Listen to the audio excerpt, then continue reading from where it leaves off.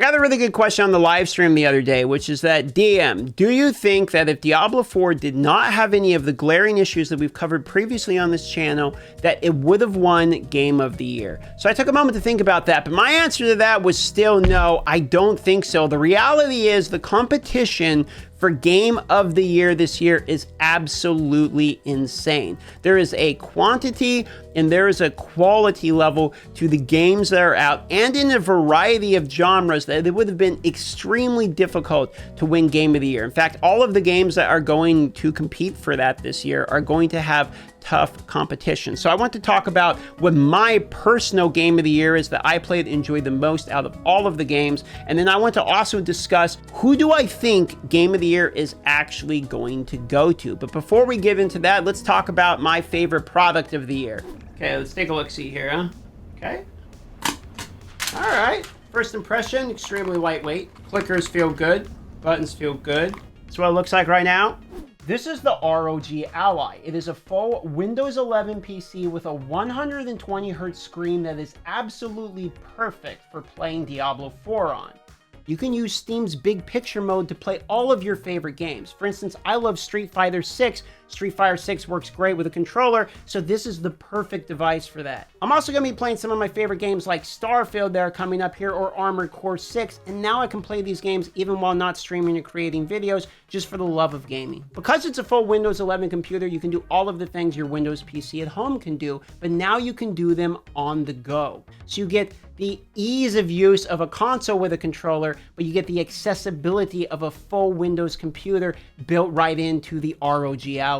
I highly recommend the ROG Ally for anybody that is looking to expand their playability beyond just being locked at home. Or even if you are at home and you want to play on the couch watching movies like I do, I highly recommend the device. Shout out to ROG for sponsoring this video. Thank you so much. I genuinely love this device. This will be something I will be using for myself. Now let's talk about my personal favorite game of the year. This isn't going to be the one that I think is actually going to win the award. That's the one we're going to talk about next, but we're going to talk about the one that for me, I had the most fun playing. Now, if you've been watching the live streams recently, you might think it's Mortal Kombat, as I've been spending quite a bit of time playing Mortal Kombat because I actually just really like that game. Oh my God! I would have to use my fatal blow too, you know, honestly, and I would get blocked and then be right back to the fucking combo, son. Holy moly, what happened to DM overnight? DM went and got good.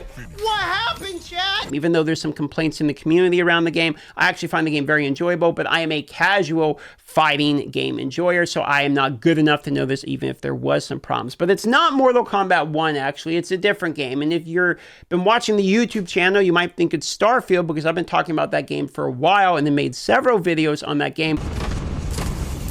Take a photo of our Spider-Man kiss. You might even bought like the Constellation Edition with the watch and all this. Man, this is a really cool collector's piece though. Like the box is basically the best bit of it. Yeah, Ro.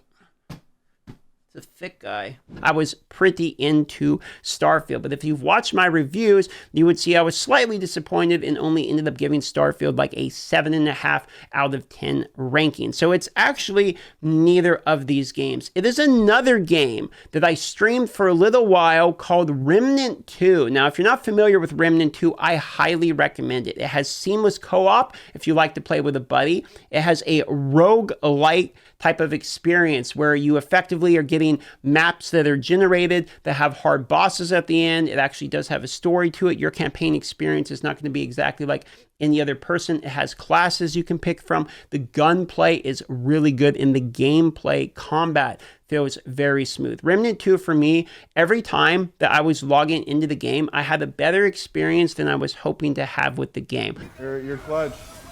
Behind you, behind you. There's a samurai. No, there's a bigger guy behind you. Multiple big guys. There's a floating dude that teleport. Holy shit, he shoots laser beams. Oh shit, I forgot about friendly fire, my bad. Forgot again. I keep forgetting.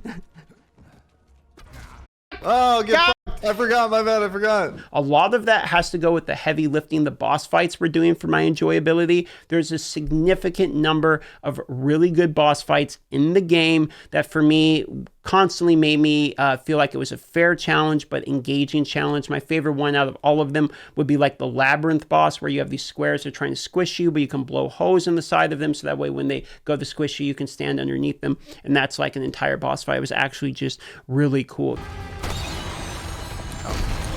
Cool. You dead, right? Totally dead? Got it.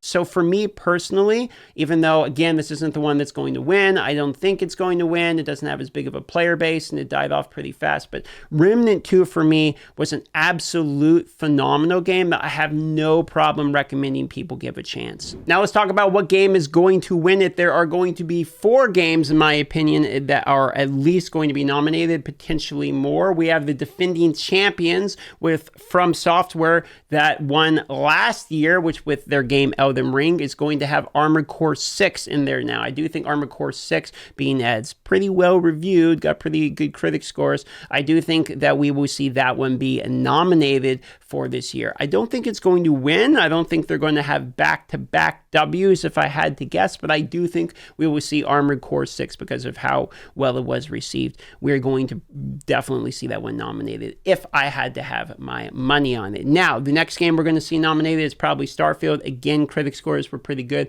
I think that Starfield will make a nomination. Again, I don't think it will win. I have played the game. I liked the game. I don't think it is enough to actually bring it home and win this one. Now, there is a Zelda game out this year, and normally these can do pretty well. Nintendo games can do pretty well with these types of showings, and people seem to like Tears of the Kingdom. There was some complaints about the game, admittedly, but I think for the most part, it was decently well received, and these Zelda Nintendo games normally get nominated, it seems. So for me personally, I would say, yeah, we're probably going to see Tears of the Kingdom, the Breath of the Wild sequel. That one is probably going to be in the nominations at least. Again, I don't think these 3 win it. The 4th one for me is the one that I think is going to bring it on home, okay? Which is going to be Baldur's Gate 3. Baldur's Gate 3 is the only game that I have ever seen people complain is too good.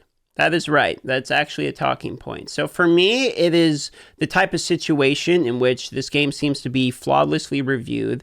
People who don't even like turn-based games are liking it. It is incredibly well voice acted. There are a lot of cutscenes. It did well both on Twitch. It did well on YouTube. It did well in reviews. It did well by basically any metric that you can actually measure the thing. So much to the point that I think people will be surprised if Baldur's Gate 3 does not actually win this Game of the Year. So for me, when we go to the conversation and bring it all the way back around to the question that somebody asked me in the live stream about if Diablo 4 basically had all of its stuff together, could it still have won the Game of the Year? And the answer is absolutely not, because this year, a lot of good games are not going to be winning Game of the Year. I think Baldur's Gate 3 is going to take it on home, which means games like Armored Core 6, the new Zelda games, Starfield, Mortal Kombat, all these other games, the Remnant 2 one that for me personally was the best one, all these other great games that do very well in their own respective genres, they aren't going to win because the competition is extremely fierce this year. I think Baldur's Gate 3 probably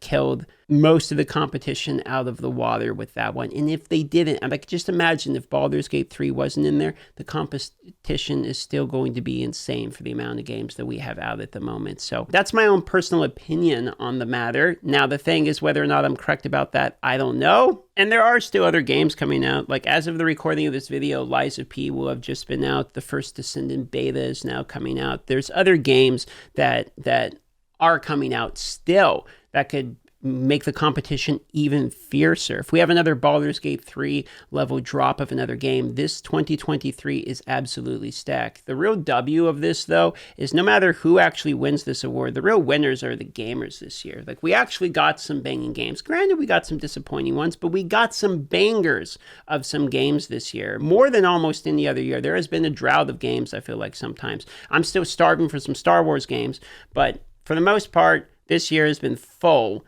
of really good games, and I'm pretty happy about that. Right at the end here, I'm realizing just looking at these games, like there's still more games we didn't even discuss in this video. Street Fighter 6. That was this year. Payday 3 just came out as well. But yeah, this Game of the Year award show, this is going to be a fun one to watch.